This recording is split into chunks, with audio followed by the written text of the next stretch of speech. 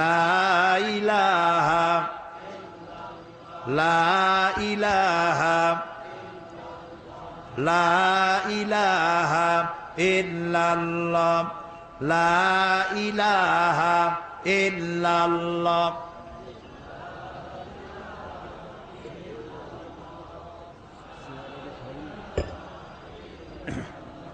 আর একটু বলি, কোরআন শরীফ শুনতে যারা আসবেন নিয়ত করে আসবেন যে পুরোটা শুনবো। আর যাদের হাঁটাহাঁটি করার অভ্যাস, মেহেরবানি করে আগামীকাল এক পাশে বসবেন যাতে আপনি আপনার ইচ্ছা মতো চলে যেতে পারেন। তা না হলে পরে অর্ধেক শুনবেন চলে যাবেন, তাহলে তো কিছু বোঝাই হলো না। এই লোকেরা এত টাকা খরচ করে আয়োজন করলো, আপনি অর্ধেক শুনলেন পুরোটা শুনলেন না, বুঝতেও পারলেন না। নিজেকে মাহরুম করা ঠিক হবে ভাই? তো সেইভাবে বুঝে শুনে বসেন আর শোনেন। আমি আজকে আলোচনা করতে চাই এমন একটি জায়গা থেকে, আমাদের সকলের উদ্দেশ্য আমরা যেন জান্নাতে যাইতে পারি। এটা ঠিক কিনা? আর যারা ঠিক কইতে পারলেন না তাদের অবস্থা তো খুবই করুণ। আমাদের উদ্দেশ্য কি? জান্নাত। আমাদের উদ্দেশ্য কি? জান্নাত। দুনিয়ায় যেন শান্তি পাই আর আখিরাতে যেন জান্নাতে যেতে পারি। আল্লাহ যেন তৌফিক দেয়, জোরে কোন আমিন। সেই জান্নাতে যাওয়ার জন্য আল্লাহ তাআলার পক্ষ থেকে কিছু ফর্মুলা দেওয়া আছে, সেই ফর্মুলায় আমরা প্রবেশ করি। পড়েন আমার সাথে সবাই। আউযু বিল্লাহি মিনাশ শাইতানির রাজীম। বিসমিল্লাহির রাহমানির রাহিম। পিছনে পিছনে পিছনে, তা নাহলে ওইদিকে লোকদের কষ্ট হবে। শয়তানের ওয়াসওয়াসা থেকে আল্লাহর কাছে পানা চাই। পরম করুণাময় আল্লাহর নামে শুরু করছি। ইন্নাল্লাহা আশতারা মিনাল মুমিনিনা আনফুসাহুম ওয়া আমওয়ালাহুম বিআন্না লাহুমুল জান্নাহ ইউকাতিলুনা ফি সাবিলিল্লাহি ফায়াকতুলুনা ওয়া ইউকতালুন ওয়া'দান আলাইহি হাক্কান ফিত التوراة والإنجيل والقرآن ومن أوفى بعهده من الله فاستبشروا ببيعكم الذي بايعتم به وذلك هو الفوز العظيم। সূরা তাওবা 111 নম্বর আয়াত। আল্লাহ তাআলা বলছেন, ইন্নাল্লাহা আশতারা মিনাল মুমিনিনা আনফুসাহুম ওয়া আমওয়ালাহুম বিআন্না লাহুমুল জান্নাহ। নিশ্চয়ই আল্লাহ তাআলা মুমিনের জান এবং মালকে খরিদ করে নিয়েছেন জান্নাতের বিনিময়ে। ইউকাতিলুনা ফি সাবিলিল্লাহ, তারা আল্লাহর রাস্তায় লড়াই করে। ফায়াকতুলুনা ওয়া ইউকতালুন, এই রাস্তায় তারা মরে এবং মারে। ওয়াদান আলাইহি হাক্কান ফিত তাওরাতি ওয়াল ইনজিলি ওয়াল কুরআন, এই মুমিনদের জন্য আল্লাহ যে জান্নাত দিবেন সেই ওয়াদা আল্লাহ ইতিপূর্বে তাওরাতে করেছেন, ইনজিলে করেছেন, আর এই কোরআনেও করলেন। ওয়াযালিকা ওয়ামান আওফা বিআহদিহি মিনাল্লাহ, আর আল্লাহর চাইতে ওয়াদা পূরণকারী কে হতে পারে? ফাস্তাবশিরু বিবাইকুমুল্লাযী বায়াতুম বিহি, সুতরাং তোমরা যারা আল্লাহর সাথে এই অঙ্গীকার করতে পারলে তারা আনন্দ করো। এই অঙ্গীকার যে করতে পারলে, আল্লাহর সাথে যে চুক্তিবদ্ধ হতে পারলে, এজন্য আনন্দ করো। ওয়াযালিকা হুয়াল ফাওজুল আযীম, আর এটাই হলো সবথেকে বড় কামিয়াবি। সাদাকাল্লাহুল আযীম, আল্লাহ মহা সত্য বলেছেন। আলহামদুলিল্লাহ বলো। এ হলো তেলাওয়াতকৃত আয়াতের শাব্দিক তরজমা। চলুন ব্যাখ্যায় যাই। আল্লাহ তাআলা বলছেন, ইন্নাল্লাহা আশতারা মিনাল মুমিনিনা আনফুসাহুম ওয়া আমওয়ালাহুম বিআন্না লাহুমুল জান্নাহ, আমি আমার মুমিনের জান এবং মালকে খরিদ করে নিয়েছি। বিনিময় কি দিছি? জান্নাত। কোনো কিছু কেনাবেচা করতে হলে বিনিময় কিছু লাগেই। বিনিময় ছাড়া কেনাবেচা হয় না। ঠিক কিনা বলেন? তা আল্লাহ আমাদের কাছ থেকে কিনতেছেন কি? বলেন তো কি কিনলেন? জান আর মাল। এবার জবাব দেন, জানটা কার? আমার এবং আপনাদের মধ্যে একটা জান আছে কিনা? আমরা আজ মরা না জেতা, আমরা জীবিত মানুষ, তাই না? ভিতরে একটা জান আছে না? জানটা কার? আল্লাহ। আমার যদি কিছু মালটাল থাকে, এই মালটা কার? তাহলে আল্লাহ কি বলতেছেন? আল্লাহ বলতেছেন আমি আমার মোমেনের জান আর মাল কিনে নিলাম, দুটোই তো আল্লাহ। তা আল্লাহর মাল, আল্লাহর জান তিনি নিজে কিনতেছেন, এর অর্থটা কি? এর ব্যাখ্যাটা কি? ব্যাখ্যাটা হচ্ছে, জান আর মাল তো আল্লাহ, কিছুদিনের জন্য আমাদের কাছে আল্লাহ তাআলা এটাকে আমানত রেখেছেন। আমাদের কাছে এটা কি? আমানত। জান যদিও আমার, আমি দাবি করি, কিন্তু মূলত মালিককে। এই জন্য মানুষ আত্মহত্যা, খোদকুশি করতে পারে না, আত্মহত্যা করতে পারে না, সুইসাইড করতে পারে না। কেন পারে না? আমার আত্মা আমি নষ্ট করবো, তাতে অসুবিধাটা কি? অসুবিধা হলো এই, আত্মা তোমার না, এটা আল্লাহ তাআলা তোমার মধ্যে আমানত রেখেছেন, এটাকে হত্যা করতে তুমি পারো না। যদি কেউ আত্মা হত্যা করে, চিরকাল জাহান্নামের ভিতরে থাকতে হবে। বলেন নাউযুবিল্লাহ। জীবনের প্রতি বিতৃষ্ণ হয়ে আত্মহত্যা কেউ করতে পারবে না, জায়েজ নাই, কারণ ওটা আল্লাহ। তাহলে আল্লাহ বলছেন আমি আমার মোমেন বান্দার জানু নিলাম, মানু নিলাম, কিনে নিলাম, দিলাম জান্নাত। কিনলেনটা কি? এই যে কিনলেন, তিনি কিনেছেন ইচ্ছা। জান আর মাল খরচের ইচ্ছাটা আল্লাহ কিনেছেন। বলেন তো কি কিনেছেন? ইচ্ছা, মর্জি। কিরকম? জানটা তো আল্লাহ। আল্লাহ রাব্বুল আলামিন বলেন আমি আমার মুমিনের জান কিনেছি। তার মানে হলো এই জানটা, মুমিন বান্দা তার জানকে আল্লাহর অপছন্দনীয় জায়গায় খরচ করতে পারবে না। এমন কোন জায়গায় সে শ্রম দিতে পারবে না, জীবন দিতে পারবে না, যেই জায়গায় আল্লাহর রেজামন্দি নাই, আল্লাহ খুশি নয়। আমার জান আছে, মানে এই জান আছে বলে একটু শক্তি আছে। এই শক্তি যে আছে, এই শক্তি আমি অন্য কোথাও আল্লাহর মর্জির বাইরে আমি খরচ করতে পারবো না। আমি এমন কোন মিছিলে অংশগ্রহণ করতে পারবো না যেই মিছিলে আল্লাহ রেজামন্দি নাই, আল্লাহ রাজি নয়, এমন কোন মিছিলে আমি যেতে পারি না। আমি এমন কোন সমাবেশে যেতে পারি না যেই সমাবেশে আল্লাহ রাজি নয়।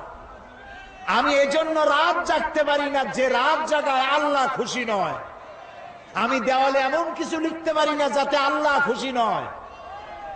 আমি আমার জীবনকে খরচ করার জন্য, শারীরিক শ্রম দেওয়ার জন্য যত কাজ আছে, এর কোনোটাই আমি করতে পারি না যেখানে আল্লাহর খুশি নাই। আমি সেই সব কাজ করব যে কাজ করলে আমার আল্লাহ খুশি হন, কারণ আমার জানটা আল্লাহ আমার কাছে আমানত রেখেছেন, আমার ইচ্ছাটা তিনি কিনে নিয়েছেন। মালটাও কিনে নিয়েছেন। কে কিনেছেন? আল্লাহ। অর্থাৎ ইচ্ছা কিনেছেন। এই মাল আপনি যেখানে সেখানে দিতে পারবেন না। কোন খ্রিস্টান আসলো, আমি একটা গির্জা বানাবো, তো আমাদেরকে কিছু পয়সা করে দেন, চান্দা দেন। একজন হিন্দু এলেন, তিনি বললেন দুর্গা পূজা আমার মূর্তি বানাবার পয়সা টয়সা নাই, আমার কিছু পয়সা দেন। আপনি কি দিতে পারবেন? না, পারবেন না, পারবেন না।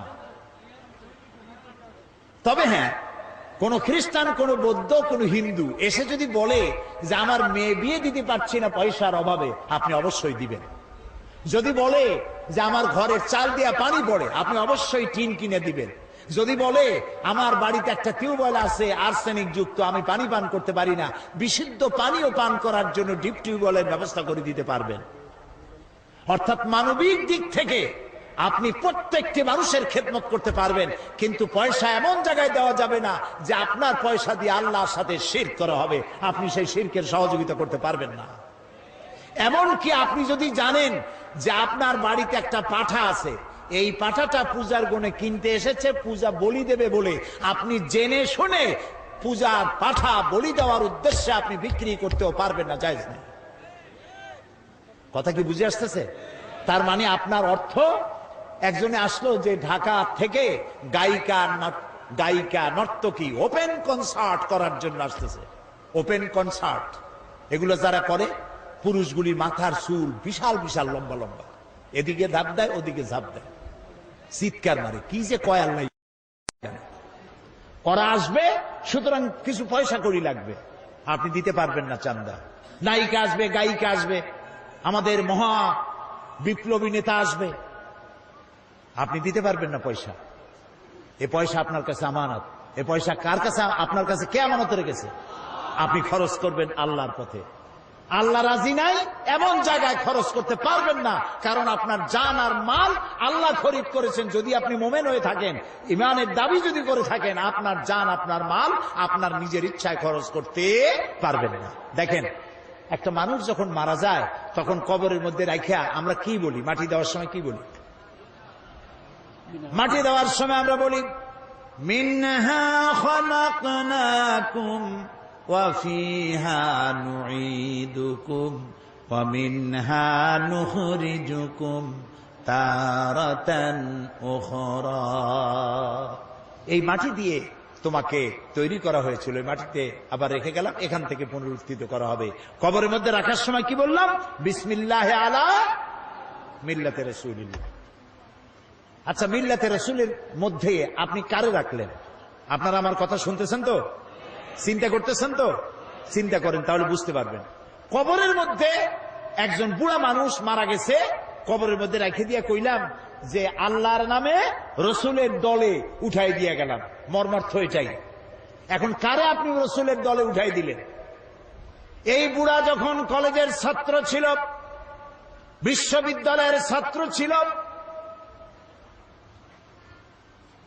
যত মিছিল করেছে তার কোন মিছিল আল্লাহর কাজে লাগে নাই, ইসলামের কাজে লাগে নাই।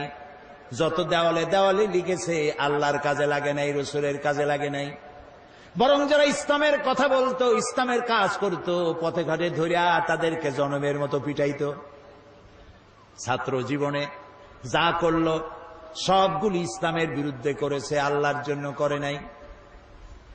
সে যদি কবি হয়, যত কবিতা লিখেছে, ফুলের জন্য কবিতা, চাঁদের জন্য কবিতা, মাটির জন্য কবিতা, দেশের জন্য কবিতা, এই সুন্দর করে পৃথিবী যিনি বানালেন তার নামে কবিতা নাই। তিনি যদি সাংবাদিক হন, তার সাংবাদিকতায় ইসলামের শুধু সর্বনাশী হয়েছে, ইসলামের পক্ষে একটা কথাও লেখে নাই। চতুর্দিকে শুধু সাম্প্রদায়িকতা, মৌলবাদ আর মৌলবাদ। ইসলামের পক্ষে লিখতে পারল না। আহারে, আজকে মনে পড়লো শেখ বেলালের কথা এই মুহূর্তে। বেলাল শূন্য খুলনা আজকে এসেছি। আমি যখনই খুলনা আসতাম, শেখ বেলাল ছুটে আসতো, আমি কি বক্তব্য রাখবো তার একটা ব্রিফিং নেওয়ার জন্য। সন্ধ্যার আগেই ঢাকায় পৌঁছায় দেবে। বেলাল, কি সুন্দর নাম তার মা বাপ তার রাখছে, একটা ব্লাড ডায়মন্ড, খুলনার রত্ন, সাংবাদিক জগতের উজ্জ্বল জ্যোতিষ্ক। আল্লাহ তাআলা বেলালকে কিয়ামতের দিন হযরত বেলালের সাথী করে জান্নাতে রেখো। এই সাংবাদিকতার দাম আছে, যে সাংবাদিকতা আল্লাহর কাজে লেগেছে, রসুলের কাজে লেগেছে, ইসলামের কাজে লেগেছে। কলম ধরলেই ইসলামের বিরুদ্ধে, কলম ধরলেই মৌলানাদের বিরুদ্ধে, কলম ধরলেই মাদ্রাসার বিরুদ্ধে সমানে, অথচ জন্ম দিয়েছে একজন মুসলমান, পেটে ধারণ করেছে এক মুসলিম মা। কোন সাহসে ইসলামের বিরুদ্ধে লেখো?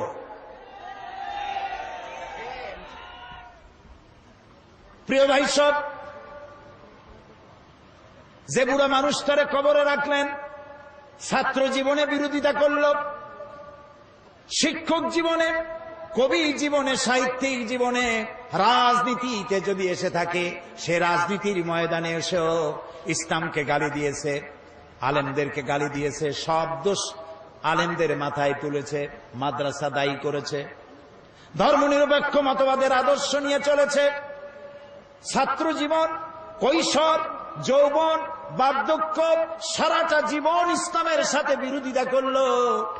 আর মরে যাওয়ার পর 2-4 জন মৌলবী এসে কোরআন পড়লো, তারপরে কবরে থুইয়া বললে বিসমিল্লাহ আলা মিল্লাতে রাসূলিল্লাহ। এখন তুমি বলো, যেই মানুষটার জীবন যৌবন, তার বুদ্ধি বিবেচনা কোনটাই আল্লাহর কাজে লাগলো না, রসুলের কাজে লাগলো না, জীবিত অবস্থায় মরা দেহ নিয়া রাসূলুল্লাহ কি করবে? আরে, এই কথাগুলি বোঝা কঠিন না সহজ? এই মরা লাশ দিয়ে আল্লাহ কি করবেন? আহারে, ইন্নাল্লাহা আশতারা মিনাল মুমিনিনা আনফুসাহুম ওয়া আমওয়ালাহুম বিআন্না লাহুমুল জান্নাহ, আমি মুমিনের জান মাল খরিদ করে নিয়েছি, বিনিময়ে জান্নাত দিছি, সুবহানাল্লাহ, বেহেশত দিছি। এই জন্যে জীবন যৌবন আল্লাহর উদ্দেশ্যে নিবেদিত যেই যুবক করতে পারে, ওই যুবকেরই দাম ইসলামের কাছে। যুবকদের ব্যাপারে আল্লাহর নবী বলেছেন, যুবকদের জন্য কিয়ামতের মাঠে আরশের ছায়া ছাড়া কোনো ছায়া যেদিন থাকবে না, 7 শ্রেণীর লোকদেরকে আল্লাহ রব্বুল আলামিন আরশের নিচে ছায়া দেবে। তার মধ্যে এক শ্রেণী হচ্ছে ওয়াশাবুন নাশা ফি ইবাদাতিল্লাহ, ওই সব যুবক যারা রাত জেগেছে আল্লাহর ইবাদতের মধ্য দিয়ে। সুবহানাল্লাহ বলেন না? রাত জেগে জেগে মদ খাওয়া নয়, রাত জেগে জেগে জুয়া খেলা নয়, রাত জেগে জেগে ব্লু ফিল্ম দেখা নয়, রাত জেগে জেগে কলেজে বিশ্ববিদ্যালয় ইসলামের কথা যারা বলে তাদেরকে পেটানোর জন্য নয়। মুসলমান হও। এইসব যুবকরা জায়গা পাবে কিয়ামতে কোন জায়গায়? আরশের নিচে। সুবহানাল্লাহ বলেন। রাসূলুল্লাহ বলেছেন, উসীকুম বিশ-শাবাবি খায়রা ফাইন্নাহুম আরাক্কু আফিদা লাকাদ বাসানি আল্লাহু বিল হানাফিয়্যাতি সামহা ফাখালাফানি আশ-শুয়ুখ ওয়া হালাফানি আশ-শাবাব সাদাকান নবিয়্যু সাল্লাল্লাহু আলাইহি ওয়াসাল্লাম। রাসূলুল্লাহ বলেছেন, উসীকুম বিশ-শাবাবি খায়রা, আমি তোমাদেরকে উপদেশ দিচ্ছি তোমরা যেন যুবকদের কল্যাণকামী হইও। কারণ যুবকেরা তাদের হৃদয় কোমল, আর আল্লাহ তাআলা আমাকে সত্য দিন প্রতিষ্ঠার জন্য উদারতার সহকারে আমাকে পাঠিয়েছেন। এই দিনকে প্রতিষ্ঠার জন্য আমাকে সহযোগিতা করেছে যুবকেরা, আর বিরোধিতা করেছে বুড়োরা। কে বলেছেন? আল্লাহ রাসূল। বিরোধিতা কারা করছে? বুড়োরা। আর সহযোগিতা করেছে যুবকেরা। সুবহানাল্লাহ বলবেন না? দেখেন না তাকায় মাহফিলের মধ্যে কারা বেশি? বুড়ো বেশি না যুবক বেশি? কারা বেশি? যুবক। আলহামদুলিল্লাহ বলেন। শুধু খুলনায় নয়, সব জায়গায় যুবকদের ঢল নামে। আর এটাই হলো বামপন্থী ধর্মনিরপেক্ষবাদীদের কলজার জ্বালা। তাফসীরের মাহফিলের সাথে এজন্যই শত্রুতা। গত 5 বছর কি জ্বালান জ্বালাইছে আমারে। যেখানে গেছি সেইখানে হরতাল, যেখানে গিয়েছি সেখানে 144 ধারা। আল্লাহ রহমতে সরকার দিয়েছে 144 ধারা, জনগণ 288 বানাইতেছে সব জায়গায়। একটা মাহফিলও বন্ধ করতে পারেনি। আলহামদুলিল্লাহ। ওদের ধারণা কোরআন শুনলে সর্বনাশ। লা তাসমাউ লিহাযাল কোরআন, কোরআন শুনো না, ওয়ালগাউ ফি, কোরআন শুনবা না, আর কোরআন যেখানে আলোচনা হয় সেখানে ডিস্টার্ব করো, সন্ত্রাস করো, যাতে ভয়তে মানুষ না যায়, তাহলে তোমরা জিততে পারবা।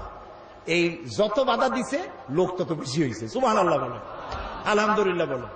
ওদের সব থেকে বড় লস, তারা ধারণা করে এত কষ্ট করে যুবক কোলাপান ট্রেনিং দিয়া, পয়সা দিয়া, মদ দিয়া, নারী দিয়া, ব্লু ফিল্ম দিয়া এত কিছু করলাম, একটা মাহফিলের ওয়াজ শুনিয়া সব তো আমাদের পুকুরে জিয়ানো মাছগুলি সব চলে গেল ইসলামের পুকুরে। Heavy loss, heavy loss. Loss তোমাদের হবে। মুতু বিগাইজিকুম, তোমাদের লস হতেই থাকবে। ইসলামের পাল্লা ভারী হবে ইনশাআল্লাহ। বলেন ইনশাআল্লাহ। ইনশাআল্লাহ। প্রিয় ভাই সব, সুতরাং যুবকদের জন্য আল্লাহ খুশি, যুবকদের প্রতি রাসূলুল্লাহ খুশি। ওই সব যুবক যারা রাত জেগেছে আল্লাহর ইবাদতের মধ্য দিয়ে। সুবহানাল্লাহ। কারণ বুড়া বয়সে মানুষ তো করবে কি? রাত্রে ঘুম আসে না, তখন তো জাগবেই। আর যৌবন বয়সে ঘুম আসে খালি। সেই ঘুমটারে বাদ দিয়া যদি তাহাজ্জুদের নামাজ পড়ে আল্লাহ খুশি হয়ে যায়। সুবহানাল্লাহ। এই জন্য হযরত আবু সাঈদ খুদরি রাদিয়াল্লাহু তাআলা আনহু তিনি বলেছেন যে তিনি যখন হযরত আবু সাঈদ খুদরি রাদিয়াল্লাহু তাআলা আনহু তিনি কোন যুবককে মজলিসে আসতে দেখলে তিনি দাঁড়ায় যেতেন, বলতেন মারহাবান বিওয়াসিয়াতি রাসূলিল্লাহ সাল্লাল্লাহু আলাইহি ওয়াসাল্লাম قد আমারানা আন নাহফাযাল হাদিসা ওয়া নুআসসিয়া লাকুম বিল মাজালিস। তিনি বলতেন যুবক আসতেছে দেখলে দাঁড়ায় যেতেন আর বলতেন ওয়েলকাম, স্বাগতম, হে রাসূলের চলন্ত ওসিয়ত উপদেশ, আমি তোমাকে ওয়েলকাম করছি, তুমি বসো।